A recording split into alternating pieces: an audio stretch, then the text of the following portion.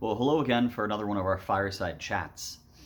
Today is the fourth Sunday of Easter, and we often call that Good Shepherd Sunday because every year the gospel on this day relates to our Lord revealing himself to being the Good Shepherd, right? Of taking care of the flock, of leading us from one pasture to the other, protecting us from the perils that may be out in the world.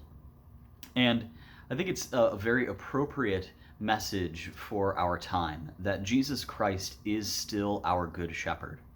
And we may kind of look at our place in the world right now and think to ourselves, is this really the best pasture he could have led us to? But I think if we look at the journey as a whole, this may be a transition time for us from moving from a pasture that we had been in that was familiar, that was comfortable, that we felt like we knew everything that was going on. And now our Lord is asking us to take a difficult journey with him to find what will be a better pasture, what will be for us a pasture that allows for greater spiritual growth, for greater focus on the things that are truly important, a pasture perhaps with less distractions from the world, with less pressure to prioritize things that aren't important over the things that are truly very important. That I believe and trust that Jesus Christ is still shepherding us to the best possible pastures.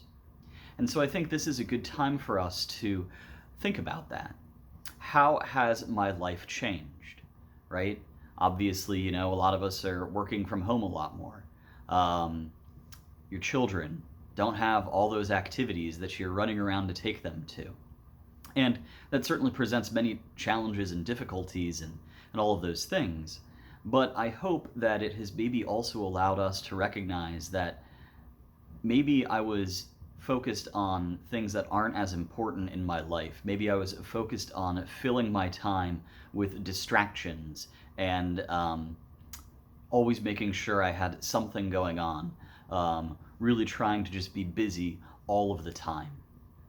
Maybe this journey to whatever pasture our Lord is leading us to is helping us to slow down and focus on the truly important things, of spending time with the people who are most important to us, of reaching out and making sure that the needs of our neighbors are really being taken care of.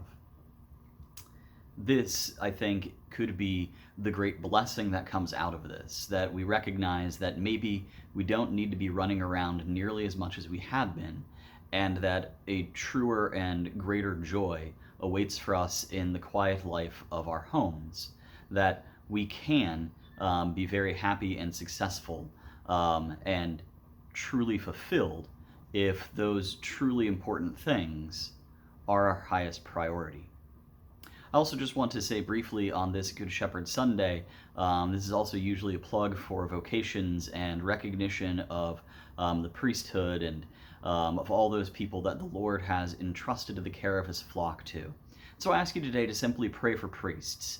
We are certainly missing being with our flock. We are certainly missing the ability to be with you on Sunday and truly every day.